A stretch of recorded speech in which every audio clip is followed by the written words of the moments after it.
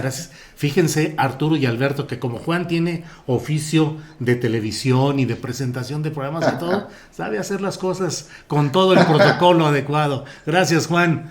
Un Ar- gusto. Arturo, Arturo Cano, hoy ha muerto Maradona. Ya podremos hablar mucho sobre el aspecto deportivo, que pues no hay mucho que decir, un gran futbolista enorme, memorable, pero con una faceta también muy especial, porque Diego Armando Maradona fue un hombre afín a procesos de cambio revolucionario en América Latina, un seguidor de Fidel Castro, un seguidor de Hugo Chávez, impulsor de estos procesos.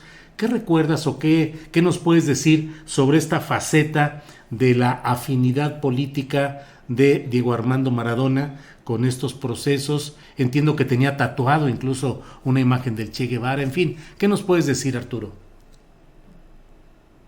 Sí, Julio, me tocó estar en Cuba en las exequias de Fidel Castro en 2016 y sin duda en Santiago de Cuba, que fue el lugar donde culminó el recorrido por toda la isla que se hizo con los restos del comandante Castro. Uh-huh. Una de las figuras más celebradas por los asistentes fue Maradona, que estuvo ahí al lado de mandatarios de todo el mundo, de figuras de América Latina y de otras partes, dando el adiós, escuchando el discurso de Raúl Castro, que sucedía, bueno, que ya era el presidente entonces, porque como recordaremos, Fidel al momento de morir ya se había retirado unos años atrás. Uh-huh. Recuerdo que en esos días en La Habana y luego con un recorrido que fue muy complicado hasta Santiago de Cuba, la televisión y la radio de Cuba repetía mucho las declaraciones de Maradona, que había llegado a Cuba para despedir a Fidel Castro, ¿no? Uh-huh. Declaraciones como la que decía que Fidel era el líder del equipo mundial de los políticos, uh-huh. Y otra vez reiteraban que era que Maradona consideraba a Fidel un segundo padre. Uh-huh. Claro. Tuvo pues, esa relación cercana con Fidel Castro, también con Hugo Chávez, uh-huh. Lo cual lo convirtió en un demonio para las derechas de todo el mundo. Sí. Ha sido una de las facetas más criticadas de este personaje, que utilizó su fama para destacar causas, luchas, siempre en afinidad con con la corriente política, digamos, progresista o revolucionaria, ¿no? Uh-huh. Sobre todo con Fidel y con Chávez. Del otro lado del espectáculo, pues tenemos a Pelé, que causó gran polémica hace unos días, porque le mandó un regalo muy especial al presidente fascista Jair Bolsonaro, una camiseta del equipo Santos con su firma. Uh-huh. Bueno, pues ahí están las antípodas o los dos ejemplos, ¿no? Acabo de ver en las redes sociales una foto de Pelé con esa camiseta que le manda a Bolsonaro y abajito pusieron la foto de Maradona mostrando otra playera que decía Lula. Uh-huh. Bueno, pues así están las cosas con Diego Armando Maradona, que hoy ha fallecido a los 60 años de edad. Alberto Nájar, ¿qué opinas sobre esa faceta, digamos, política? Aquí en las redes sociales, en nuestro chat, ya llegaron los comentarios. Era un comunistoide, apoyaba a los comunistas. ¿Qué opinión tienes sobre esto, Alberto Nájar?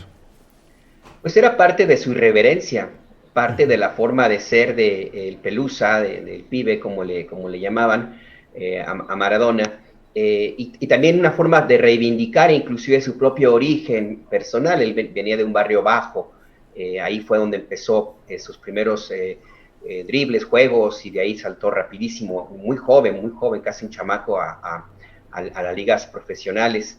Y sí, era una posición que el mismo Maradona defendía con mucha vehemencia. Yo también creo inclusive que lo hacía muy a propósito, una forma de provocar a quienes tanto lo cuestionaban.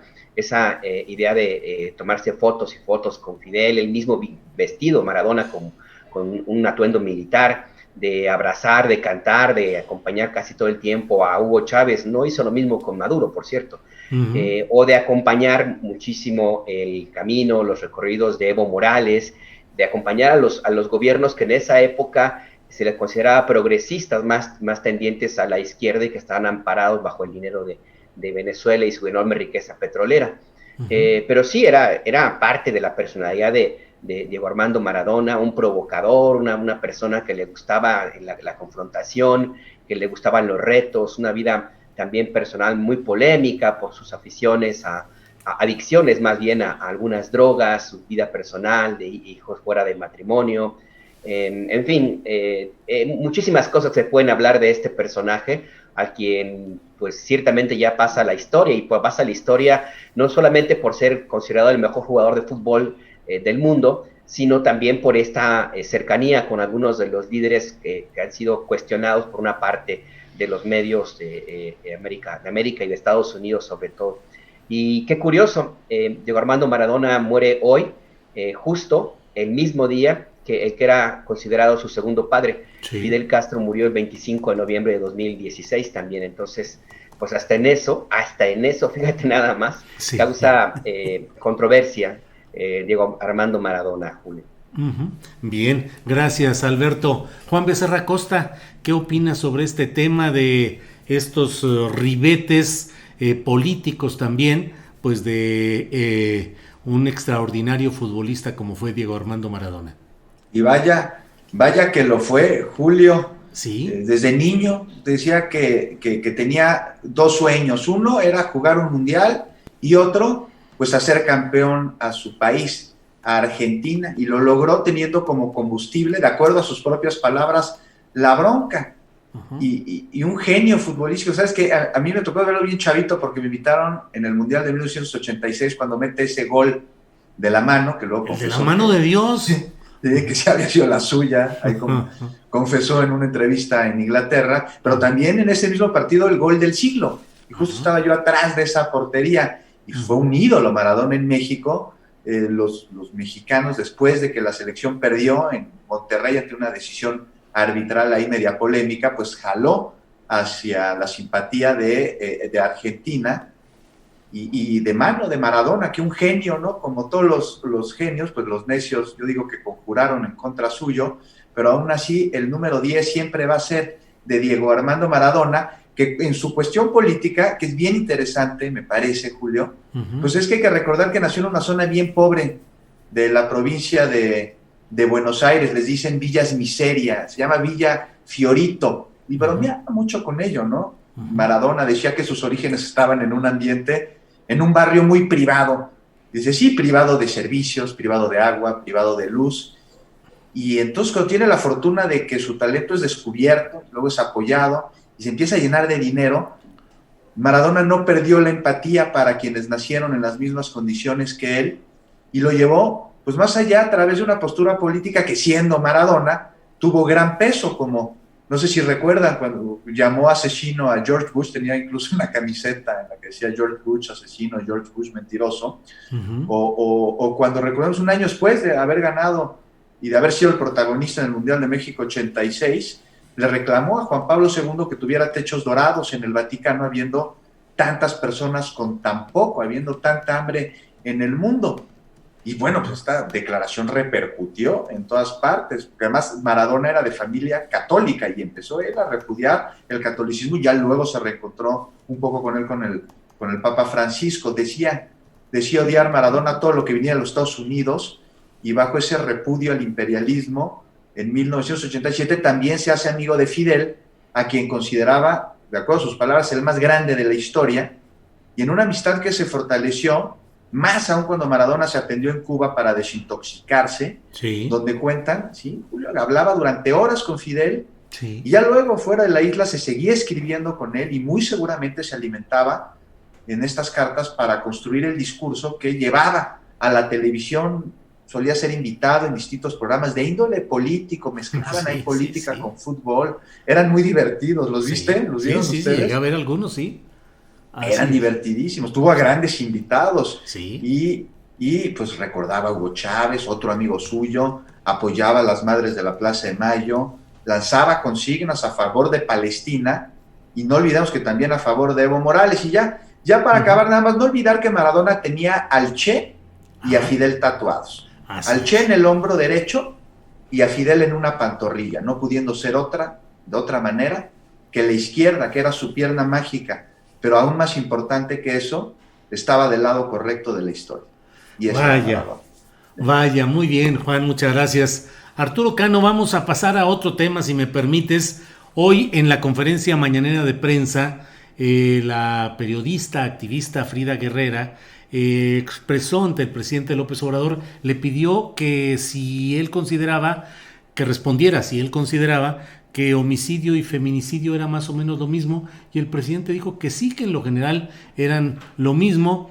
Y luego la secretaria de Gobernación, Olga Sánchez Cordero, hizo definiciones ya diferentes de lo que es el feminicidio y lo que son los homicidios. Esto en un día como hoy, un día internacional por la eliminación de la violencia contra las mujeres. ¿Cómo ves lo sucedido en esta divergencia de opiniones, Arturo? O si quieres en general, sobre las movilizaciones y protestas que se siguen dando por la eliminación de esa violencia contra mujeres, Arturo. Sí, Julio, mira, nada más una última cosa sobre el tema de Maradona.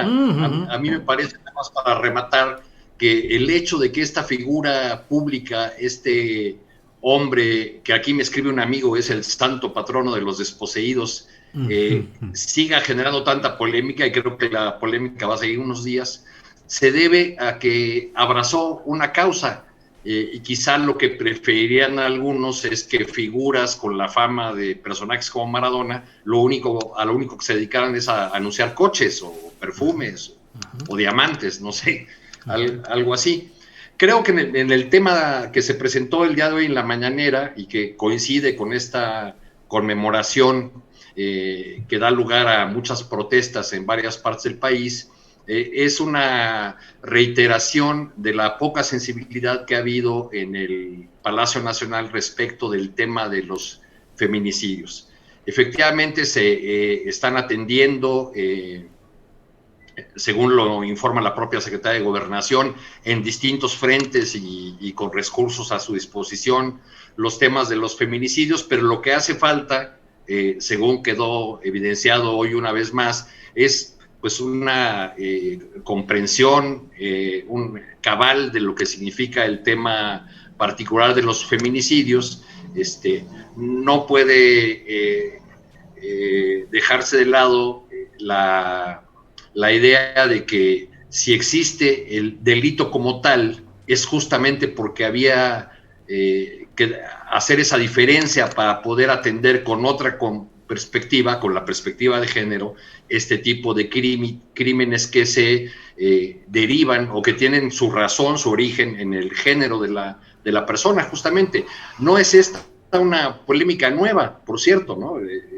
Refiriéndome ya a la respuesta de la Secretaría de Gobernación, porque hace unos meses, ya no registro la fecha, hubo una polémica similar cuando el fiscal Gers Manero habló de la posibilidad de acotar, de debatir, de discutir la tipificación de feminicidio. ¿No? La Secretaría de Gobernación, por otro lado, ha puesto un punto sobre las CIES, o algunos puntos sobre las CIES, al recordarnos que muchos de estos crímenes que generan las protestas legítimas de las mujeres son responsabilidad de fiscalías estatales. O sea, ahí hay una falla no solamente de la administración central o del gobierno federal, sino del conjunto de los gobiernos estatales, municipales, de las fiscalías, de todo el aparato de justicia, que no ha podido dar una respuesta en este tema que es muy sensible para una buena parte de la población y que ha generado, y creo yo que seguirá generando, protestas legítimas. Bien. Gracias, Arturo. Alberto Nájar, ¿qué opinas sobre este tema? Lo sucedió hoy en la mañanera y en general las protestas y manifestaciones que se están dando con diferentes tonos y gradualidad, pero en algunas partes del país. A mí me parece que la posición que expresa el presidente López Obrador corresponde más a su forma y su educación política y el origen que mismo él tiene y la manera como entiende la violencia en el país. No es la primera vez que él intenta, no quiero decir minimizar, pero sí por lo menos no aceptar que existe una diferencia muy grande en el asesinato de las mujeres y el asesinato a un hombre. Para el presidente todo lo reduce a la violencia y pues esa es su visión de cómo ve este problema y también la visión como de su gobierno se ha pretendido combatir este problema, lo cual a mí me parece que no es totalmente adecuado, porque justamente esa falta de reconocimiento de las condiciones distintas en el caso de los homicidios de mujer, los feminicidios, es justamente lo que ha vuelto a México uno de los países más peligrosos del mundo para ser mujer. Y hay lugares específicos en los cuales ser mujer equivale casi a una sentencia de muerte. Me hablo del Estado de México, por ejemplo, de Catepec en concreto y algunos otros lugares de ese estado. Ya ni siquiera Juárez, que cobró mala fama justo por la oleada de asesinatos en serie de mujeres y de adolescentes. Entonces, en este caso, a mí me parece que no vería yo tanto un diferendo, yo más bien creo que corresponde a la formación política y personal de los dos personajes, de Andrés Manuel López Obrador, como yo les comentaba, y también de Olga Sánchez Cordero, quien como ministra se destacó mucho por apoyar causas legales, pues, destinadas a atender la violencia de género como una prioridad para México. Y además lo tiene que hacer, porque en términos estrictamente políticos a ella le corresponde atender este problema y me parece que es adecuado que lo haya definido de esa manera porque justo con esta idea, aunque se puede interpretar que es una polémica, con esto también le da un cierto cariz de menor insensibilidad de parte de la 4T hacia un tema que, insisto, es gravísimo, muy, muy, muy grande. Entonces, a mí me parece que el presidente López Obrador debería por lo menos hacer un esfuerzo en entender que el tema va más allá de una definición legal. Es un tema de profunda violencia social y es un tema que avergüenza a México y así es como debe de atenderse. Entonces, sí, la polémica pues se da en ese sentido. Yo creo que está más inflada por los medios que un término realmente grave, pues, o algo en serio. Uh-huh. Bueno, en serio, pues sí, pero algo que realmente tenga más profundidad, más allá de una diferencia de opinión. Pero sí es importante que se haya hecho este matiz, yo creo, y más en este día. Bien, gracias, Alberto. Juan Becerra Costa, sobre este tema, ¿cuál es tu opinión? Me parece, coincido con Alberto, que se haya hecho ahí el matiz de manera puntual, de manera clara. Ahora, lo que dijo el presidente es, más o menos, que las causas de los feminicidios, dijo, son casi las mismas que las de un homicidio y son debido a la descomposición del tejido social, y se refirió ahí al periodo neoliberal. La secretaria de Gobernación salió aquí y te dijo que las causas del feminicidio no son las mismas de las de un homicidio. Claro, sin duda, pero tampoco me parece hay que desatender que el presidente, que tiene grandes retos en materia de entender cómo atender la problemática de la violencia en contra de la mujer, pues ahí se quedó en lo general y el linchamiento no tardó, y sin duda hay amarranavajas ahí. En lo general porque pues los terribles crímenes de violencia de género, a mí me parece que sí tienen como origen la descomposición social, como parte de sus orígenes por lo menos, lo que causa diversos síntomas que pueden no presentarse en otros delitos, como el homicidio simple, siendo que el feminicidio es la manifestación más extrema del abuso. Pero pongo a discusión aquí si muchas de las causas por las que una mujer es asesinada por eso, por ser mujer, que van desde los celos, pasando por el machismo, la explotación, el crimen organizado, las drogas, por mencionar algunas, no tienen su origen en síntomas de descomposición del tejido social, que en muchos sí se dio por las grandes brechas abiertas durante el periodo neoliberal, con lo que se desprotegió a millones y millones de pobres. Entonces, de lo que hay que hablar aquí es de la enorme obligación que tiene el Estado mexicano para atender este gravísimo problema.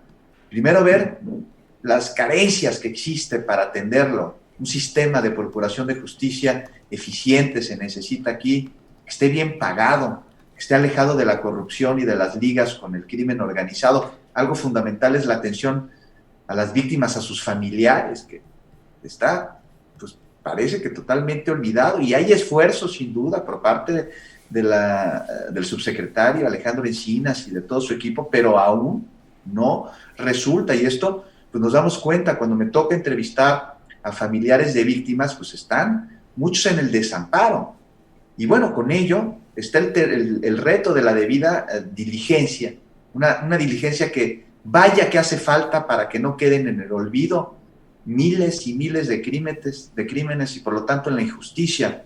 Estos crímenes en contra de las mujeres que suceden en México, pues son también resultado de una carencia de perspectiva de género que está presente en varios estados de la República, a nivel legislación, a nivel de gobiernos de los estados, a nivel de gobiernos municipales, y todo esto lo hace un tema más que pendiente. Pero si se atacara desde las causas y no solo desde los síntomas, entonces estaríamos hablando de una visión no con miras nada más a lo paliativo.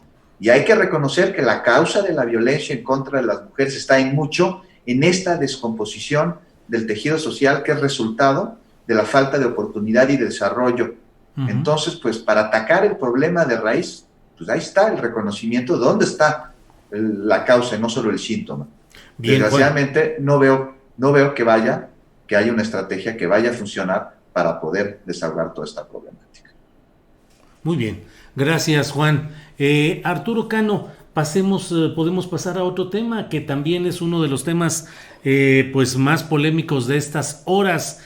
Este giro que ha dado la situación de Rosario Robles, originalmente negada en absoluto a asumirse como posible testigo colaborador, y que sin embargo ha dado un giro y bueno, ha enderezado baterías contra Luis Videgaray, quien fue secretario de Hacienda y de Relaciones Exteriores en el gobierno de Peña Nieto, virtual vicepresidente, pero deja a un lado a Peña Nieto y a Miguel Ángel Osorio Chong. ¿Cómo ves este giro del caso Robles, Arturo Cano? Bueno, cuando vi la primera noticia sobre este giro, lo primero que pensé es ahora sí se va a poner bueno. Sí, así sí. Pero luego me corregí porque ya otras veces he pensado lo mismo, ¿no? que otras veces se va a poner bueno el asunto. Creo que salió el abogado de Rosario Robles a decir una cosa, luego ella lo rectifica, entonces creo que tendremos que esperar la solicitud que haga Rosario Robles ya de manera formal y conocer un poco más sus declaraciones. Lo que deja ver esto que mencionas de dejar fuera a Osorio y a Peña y meter a Videgaray, que ya en su respuesta se asume como reemplazo del villano favorito, sí. Lo que nos deja ver es que todavía que se sigue despedazando este grupo que en mi opinión dejó de existir el día que perdieron las elecciones. Era curioso cómo Rosario Robles mantenía una fidelidad a un grupo que ya no existía. Yo creo que al final pues aceptó que no había otro camino para ella sino ponerse en esta tesitura de señalar a Videgaray y complicarnos aún más el análisis y las apuestas que se dan en torno a la estafa maestra, más lo que se acumule, porque no solamente son los temas de la conocida como estafa maestra, hay muchos otros, ¿no? Bien, gracias Arturo. Alberto Nájar, ¿qué opinas sobre este tema del giro del caso Rosario Robles y las implicaciones que ahora se pretende tener a partir de lo que ella diga o no diga? Pues yo creo que ya se había tardado en dar este giro, pero también en entender que la dejaron sola desde hace mucho tiempo. Ella misma no ha contado o afirma que no cuenta ni siquiera con los recursos suficientes para garantizarse una buena estrategia de defensa legal. Y también supongo que algo habrá visto en el escenario como para tomar la decisión de no quedarse nada más ella sola en prisión. a mí siempre me llamó la atención que fuera solamente Rosario Robles la que estuviera tras las rejas y no estuvieran personajes que también están sumamente involucrados, como el mismo Emilio Cebadúa, que era en el fondo quien firmaba pues los contratos y todo lo que implicó la llamada estafa maestra, o Ramón Sosamontes, que también era su hombre de confianza y uno de sus operadores más eficientes y que la acompañó mucho tiempo. Eso desde un principio a mí me llamó la atención que solamente fuera ella la que estuviera ahí en prisión, y no se hubiera inculpado a los otros, algo que me pareció muy raro. Pero ahora con este giro sí coincido con Arturo, a mí también me queda claro que la idea de ella de no involucrar a Osorio Chong, o al menos no con lo que dijeron los abogados, corresponde básicamente al equipo en el cual jugó durante el gobierno de Enrique Peña Nieto. Ella era muy cercana, se la jugó con Osorio Chong y no era para nada muy afín a las aspiraciones de Luis Videgaray. Entonces sí, lo que ahora se ve básicamente es la continuación de ese viejo pleito que traen desde el tiempo en que fueron gobierno. ¿Hasta dónde va a llegar todo esto? Habrá que revisarlo, Julio, porque pues no basta solamente el dicho de ella para que se proceda a un juicio en contra de quienes ella señale de haber participado en esta desviación millonaria de recursos públicos. Habrá que ver qué pruebas tiene, habrá que ver con qué elementos cuenta, de dónde va a sacar los documentos, y como dice Arturo, sí, hay que esperar a ver qué es lo que va a preguntarle o a plantearle a la Fiscalía General y al juez para que sea incluida como testigo colaborador. Y por otro lado, a mí también me parece importante llamar la atención a un tema que me parece que se está haciendo a un lado, que es el hecho de que eventualmente esto también puede ser una forma de una maniobra inclusive de distracción de parte de Rosario Robles, también de alguien cercano a ella, como para tratar de ubicarla en un papel más de víctima, más de que la dejaron sola, de que la traicionaron todos, y todos, y prácticamente hombres, en algún momento se plantea eso, y como una idea de hacernos olvidar, aunque sea por un rato, lo que significó el saqueo de recursos públicos en el gobierno de Peña Nieto, porque no era dinero destinado a cine o a la construcción de una presa, era dinero para ayudar a los más necesitados, para salvar vidas. La famosa cruzada del hambre, por ejemplo. Ese era el dinero que se robaron, el que se desvió. O sea, y esto es, si de por sí distraer recursos públicos es grave, es muy cuestionable, distraer los recursos destinados para salvar la vida y mantener con salud a millones de personas es todavía más cuestionable. Y a mí me parece que en este debate no debemos perder de vista de qué se trata, en el fondo, lo que implica el caso Rosario Robles, la estafa maestra, y el involucramiento o no de Peña Nieto, que eso me parece pasa a un segundo plano, porque yo insisto, lo fundamental es recordar de qué se trata, qué dinero se llevaron y las consecuencias que esto pudo haber tenido para la salud y la integridad de muchas personas, y que ahora en la pandemia pues se puede considerar todavía mucho más grave. Bien, gracias Alberto. Juan Becerra Costa, ¿qué opinas sobre este tema del caso Rosario Robles y sus sorprendentes giros?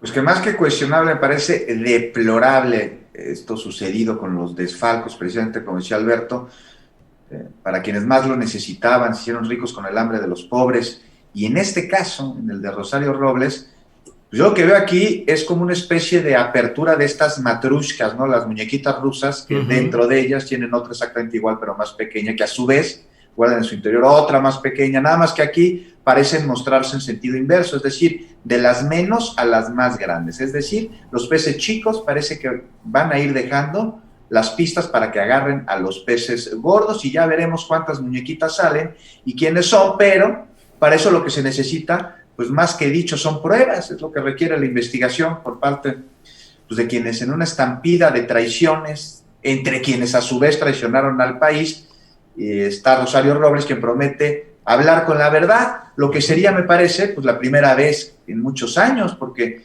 mintió con la palabra, mintió con la conducta, y también mintió, Julio, con un silencio que dijo que mantendría, y en otra mentira terminó desdiciéndose. Entonces, y me parece que es muestra de que Rosario Robles es tan inequívoca de que el poder corrompe.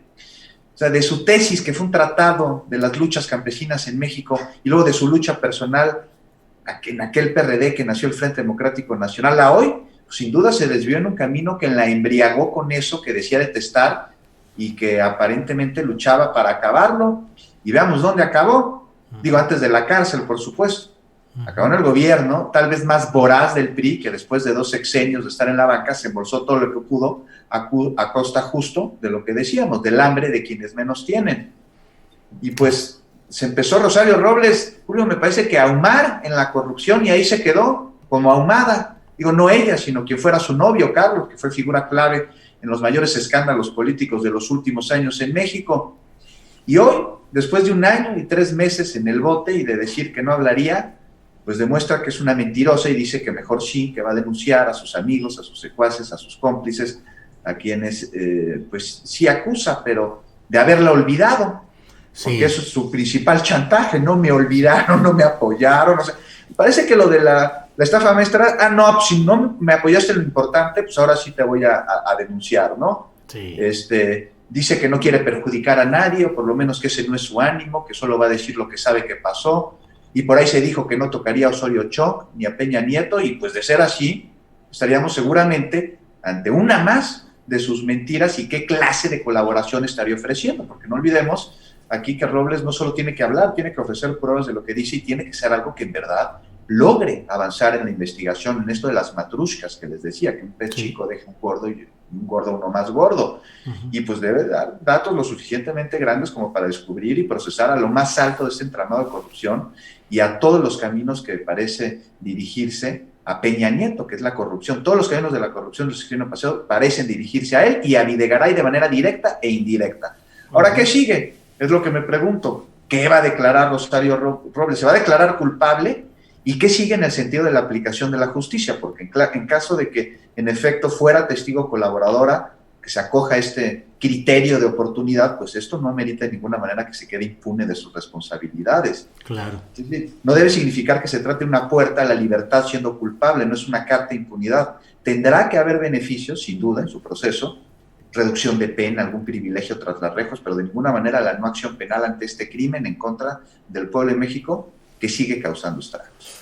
Gracias, Juan Becerra Costa. Yo les pido que me permitan un par de minutos, cuando mucho, porque también me ha parecido a mí muy inaceptable esa argumentación de Rosario Robles, sus abogados y sus cercanos, en las que hablan de que, dado que no hubo la suficiente solidaridad de los demás involucrados, ella se siente ya como en las condiciones de una víctima que entonces puede delatar o puede referirse a todo aquello que había mantenido por solidaridad en silencio. Pues no es solidaridad, es complicidad. Lo que ella ha mantenido es complicidad, y esa presunta solidaridad, que es un concepto noble de la conducta humana, pues no es tal. Es un pacto de mafiosos que, cuando ya no hay el apoyo de unos a otra, esa otra dice, pues como no me ayudaron, voy a soltar toda la sopa. Pero eso no es solidaridad, son complicidades rotas o sostenidas, según eso define el comportamiento de personalidades como la de Rosario Robles. Pero bueno, Arturo Cano, hablamos de la izquierda, hablamos de Rosario Robles, hablamos de estas historias de transformaciones tan peculiares de activistas fuertes de la izquierda que luego llegan al poder, y me llama la atención lo que está pasando en Guerrero, Arturo Cano, donde la pelea entre morenistas se da por la postulación a candidato a gobernador. Está de un lado Félix Salgado Macedonio y de otro lado Pablo Amílcar Sandoval, y pareciera que Morena quiere hacer la encuesta solo con ellos dos. Pero ¿cómo ves ese tema de Guerrero y sus precandidatos de Morena, Arturo Cano? Pues parece que va a ser una lucha a 3 caídas sin límite de tiempo, o quién sabe cuántas caídas. Yo no descartaría en ese escenario a Beatriz Mojica, lo que le permitiría al partido también cumplir la cuota que de la que se ha hablado, ¿no? La cuota de género.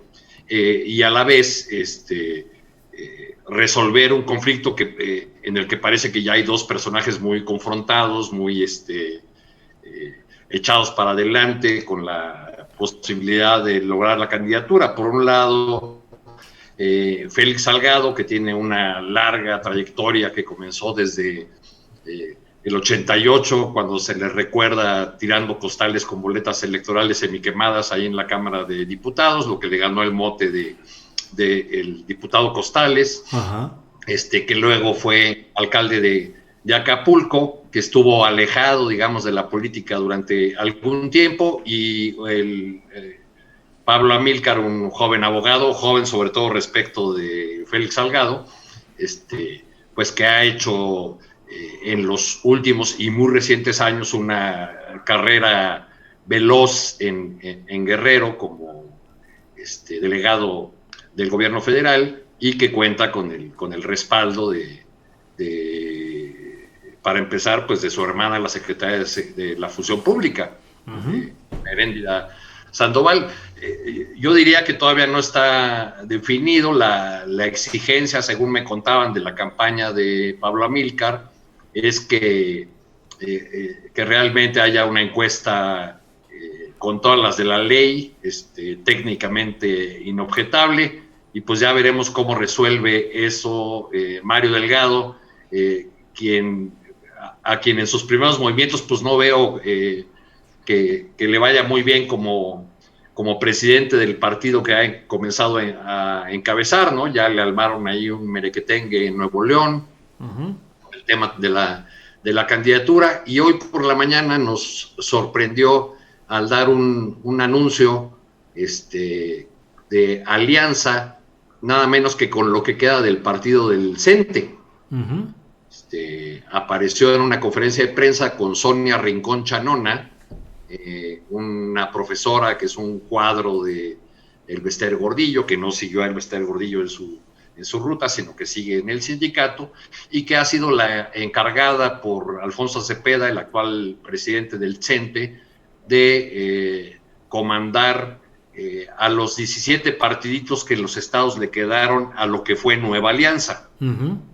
Han anunciado pues un acuerdo, y habrá que ver en este caso y en otros si los acuerdos que algunas fuerzas políticas tomen con Mario Delgado en lo nacional, en el marco nacional, se cumplen a la hora de aterrizar en lo local, que es donde se están presentando las más fuertes resistencias.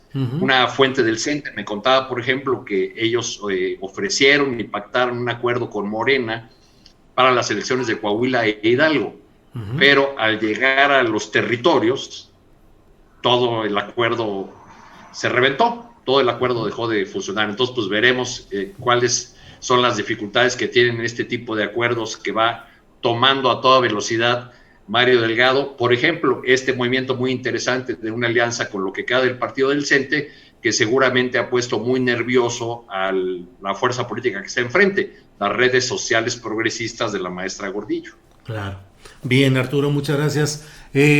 Alberto Nájar, ¿qué opinas sobre este tema de Guerrero con los dos contendientes principales, Félix Salgado, Pablo Amílcar Sandoval? Beatriz Mujica nos dice correctamente, Arturo, que es otro cuadro posible a integrarse ahí. ¿Qué opinas sobre esto? Y luego los jaloneos, por ejemplo, en Nuevo León. Ya hoy apareció Mario Delgado acompañado de Clara Luz Flores, diciendo que ella va a participar en la encuesta de Morena. En fin, ¿cómo ves esos temas? Alberto, por favor. Pues mira, estaba revisando algunas de las encuestas que se han hecho. ¿Una precisión del nombre? Sí. De Beatriz, es Mojica. Mojica. Mojica. Sí. Muy bien, gracias, Arturo.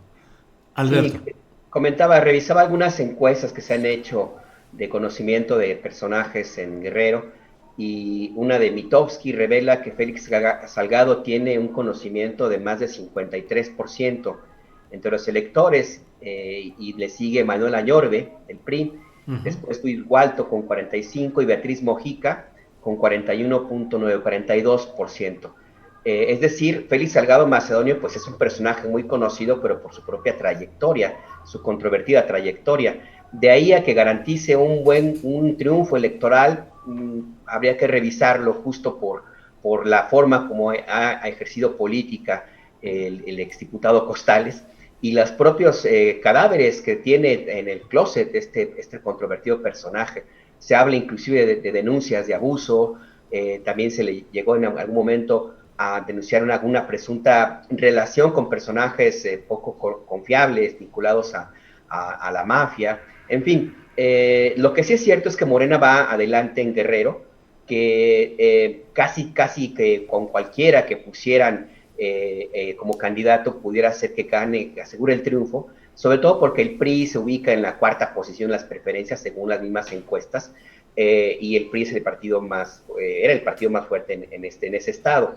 Ahí lo que habrá que revisar es hasta qué punto en Morena se quieren meter a una decisión que puede ser que le resulte más cara, porque no hay que olvidar lo que ha ocurrido con otros candidatos y otros gobernadores que fueron postulados por este partido y que pues han resultado ser un verdadero problema. No hay que olvidar el de Baja California, por ejemplo, que incluso ha caminado en sentido contrario a la 4T.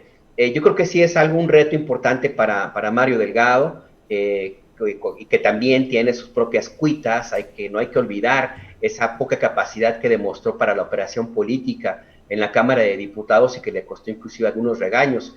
Y esta decisión ahora de ir en una alianza una alianza con este partido, Nueva Alianza y Fuerza Turquesa, pues también se ve como algo que no acabo yo de entender para dónde iría. Y al mismo tiempo no hay que olvidar que también existe un gran problema para Morena con el Partido Verde, justo por la decisión del candidato o candidata en Nuevo León.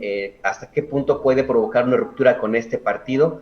Pues habrá que revisarlo. Y hasta qué punto le puede afectar o no para la preferencia electoral en 2021, pues también habría que verlo en el caso de que el Verde no quisiera irse.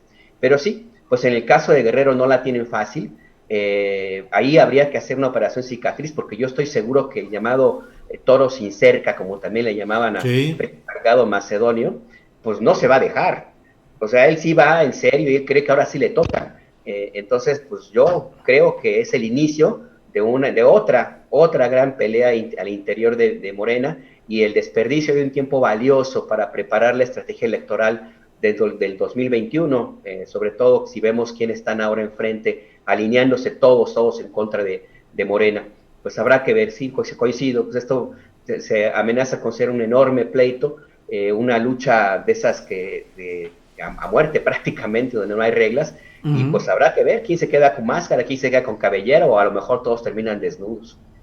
Bien, gracias Alberto Nájar. Juan Becerra Costa, ¿qué opinas sobre este tema de Guerrero, del estado de Guerrero y sus aspirantes por la vía de Morena?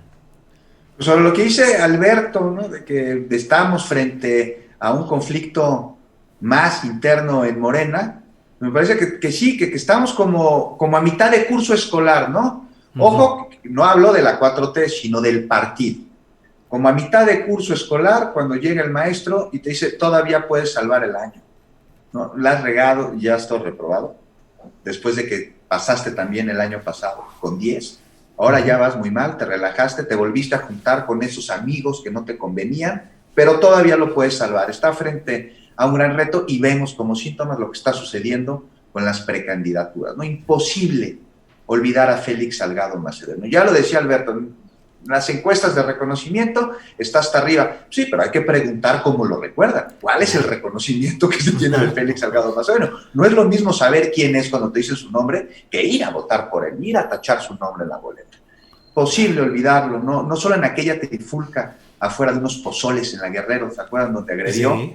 También insultó a policías que ante la solicitud de los comensales le pidieron que le bajara el escándalo que hacía acelerando a su motocicleta disfrazada de armadillo.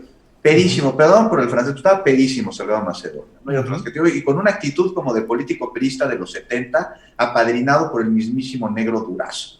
Tampoco podemos olvidar su gestión como presidente municipal en Acapulco, como alcalde, en la que se disparó el crimen en la bahía, y a partir de ahí se vino una decadencia de la cual el puerto aún no puede salir. Se detonaron los secuestros, los homicidios, los asaltos y los desmembrados y descabezados ahí junto a costera, Miguel Alemán, y en todas partes, y en las zonas populares ni se diga.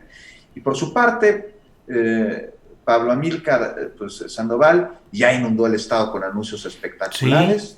Habríamos de preguntarle de dónde vienen los recursos, ¿no? Para poder pagarlos. El gasto que se ve ya en los periódicos, que dice que de acuerdo a mediciones tiene mayor popularidad que sus contrincantes. No olvidemos que ha sido señalado de posible uso de programas sociales con fines clientelares. Incluso el presidente tuvo que salir ahí al quite hace unos meses, no sé si recuerdan, que pidió, si tienen acusaciones, vayan ante la FEPADE, que es la vía idónea para resolver estas controversias. Sí. Se refirió.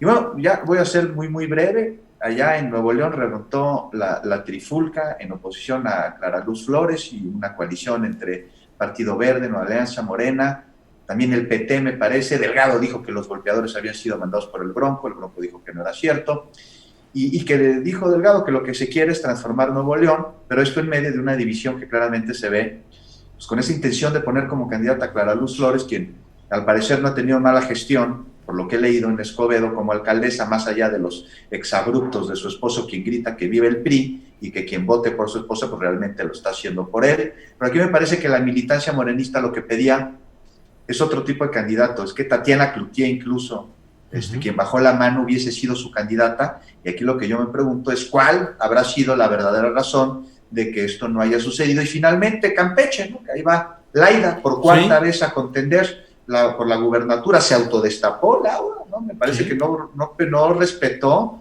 la encuesta interna del partido, que está pendiente, pero bueno, tiene todo el colmillo del mundo, y vaya cómo no lo va a tener. No ha navegado desde Echeverría, todos para acá, ¿no?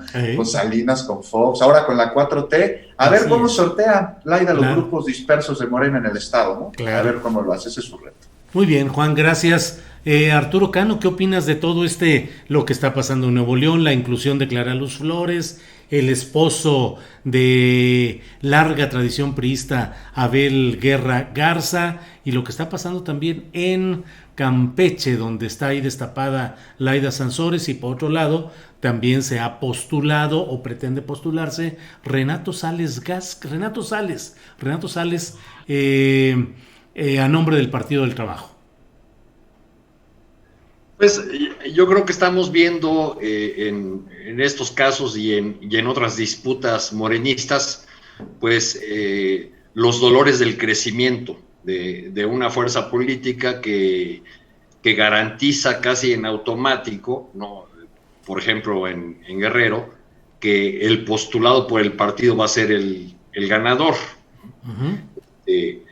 Creo que no hay que perder de vista que la operación de Mario Delgado, que según yo está más ocupado en tratar de cumplir la promesa a sus compañeros diputados de que los va a apoyar para que se reelijan, uh-huh.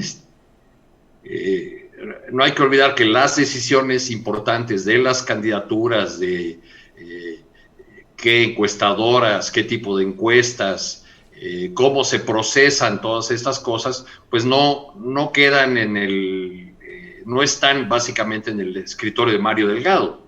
Uh-huh. O sea, si Clara Luz está apuntando en el caso de Nuevo León, es porque tiene respaldo de personajes en el Palacio Nacional, personajes que hablaron con ella, que hablaron con su esposo y manager político, Abel Guerra, un hombre de una larga trayectoria en el PRI del estado de Nuevo León, que ha sido 2 veces secretario de obras de gobiernos estatales, que apoyó al Bronco en su intento exitoso de hacerse gobernador, y luego se distanció de él, y que desde entonces comenzó a trabajar para la candidatura de su esposa. Yo creo que son los dolores de crecimiento y la vuelta al dilema de Morena. Vale todo vale cualquier alianza para conservar, para mantener, para lograr conquistar las posiciones políticas que tantos Cuauhtémoc Blanco o Lili Telles están sembrando en este momento, que se palomean, se tachan, se reescriben y se vuelven a reescribir las listas de candidatos de Morena. Bien, Gracias Arturo Cano. Alberto Nájar, ¿cómo ves estos temas de Nuevo León y de Campeche?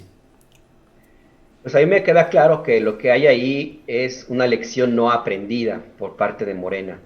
Eh, Justamente pensaba en Lili Telles, por ejemplo, pensaba en Cuauhtémoc Blanco y en otros personajes que le salieron muy caros a la 4T, y lo que ahora estamos viendo es justamente que pareciera que pasó de noche para la dirigencia de Morena, como si eso no hubiera existido, como si el costo que se ha estado pagando por estas decisiones en su momento, pues como si no fuera realmente importante.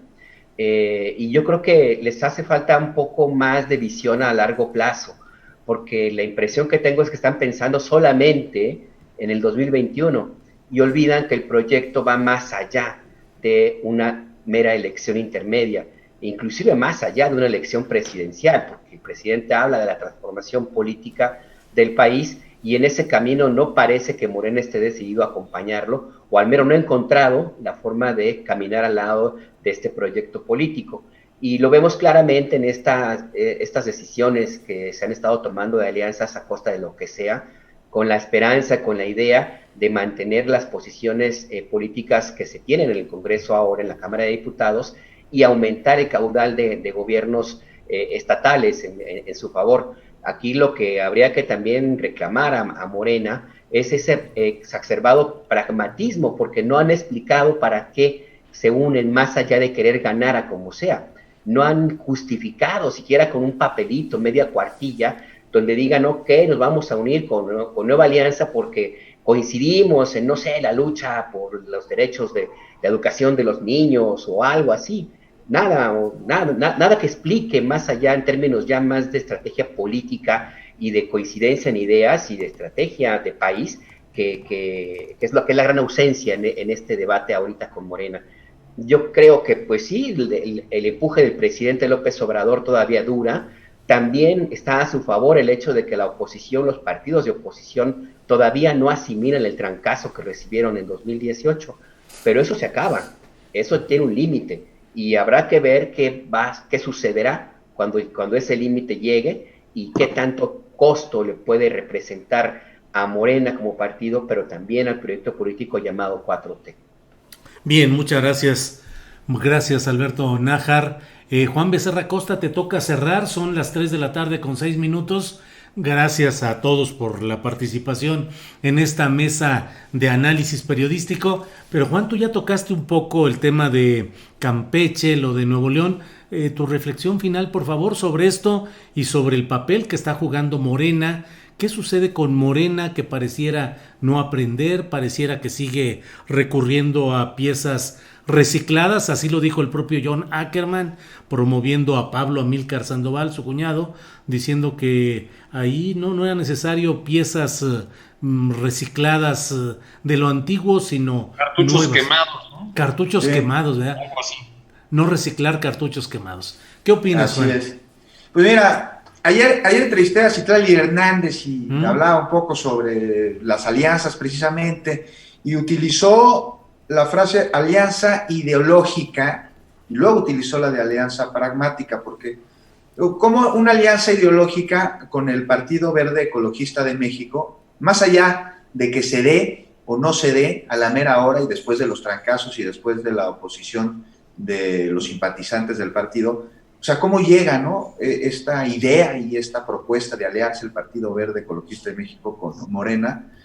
Y le pregunto, ¿es una alianza ideológica con este partido que su única ideología ha sido la de subsistir aliándose con otros partidos para seguir chupando del erario público? Me dijo, no, es una alianza pragmática. Y este pragmatismo al que se refieren los políticos, yo podré ser muy ingenuo en materia de política, pero me parecen absolutamente detestables y que nos llevan al reaccionarismo, nos hacen retroceder, nos hacen caminar como lo hacen los cangrejos y atentan contra todos estos ideales por los cuales salimos masivamente a votar en el 2018 esperando un cambio y la abolición de estas prácticas que responden a intereses particulares y no a los intereses generales, a los intereses de la población. Y aquí finalmente pues se abriría el debate sobre si tenemos o no ya demasiados partidos políticos, ¿no? O sea, a diferencia de lo que sucede en otros países en donde pues hay pocos. Yo sé que la comparación sería absurda, las condiciones son totalmente distintas, pero ¿no creen ustedes, Alberto, Arturo, Julio, que nos salen muy, muy caros los partidos políticos para los resultados que obtenemos de ellos? Sí, sí, yo sin duda, son demasiados, son caros y es efectivamente ese reciclamiento de una clase política que se turna, se pasa de un lado a otro, de cargo en cargo, de partido en partido, y la verdad es que yo no veo la regeneración nacional propuesta, al menos no la veo en este sistema de partidos. En fin. El populismo como norma y práctica política. Arturo. Pues qué decir, Julio, sí es una tristeza, pero tampoco hay que espantarnos de las alianzas que hagan las fuerzas políticas, porque así como se están trabando alianzas del lado del partido que está en el poder, también del otro lado están haciendo todo lo que puedan para convertir el 2021 ya no en una elección bipartidista, porque no sobran partidos, pero sí en una biproyectista, ¿no? En una donde se definan o se debatan dos proyectos o se pongan frente a la ciudadanía dos proyectos, dos visiones de país. En ese camino yo creo que vamos a ver más alianzas de este tipo, como la que vimos hace poco con la oposición y paraguas llamado México Sí, incorporando al PRD, al PAN y al PRI. Quién sabe si mantengan al PRI ahora que comience el solfeo de Rosario Robles y se documente, si es que lo hace, el desvío de recursos a la campaña de este personaje intelectualmente formidable llamado José Antonio Meade. Así es, así es. Bien, pues gracias a los tres, muchas gracias por esta mesa de periodismo en este miércoles 25 de noviembre. Gracias, Juan Becerra. Muchísimas gracias y abrazos a los tres. Gracias. Alberto Nájar, gracias, buenas tardes. Buenas tardes, para que vean que se aprendí la lección inicial, gracias a los tres y a la audiencia que nos acompañó en este programa. Eso, muy bien, muy bien. Gracias, Arturo Cano. Gracias, Julio, y gracias a quienes nos critican, nos cuestionan en YouTube o en cualquier otra de las plataformas donde estamos. Así es, de eso se trata finalmente el periodismo. Gracias, gracias Arturo, gracias Juan, gracias Alberto. Nos vemos la próxima semana.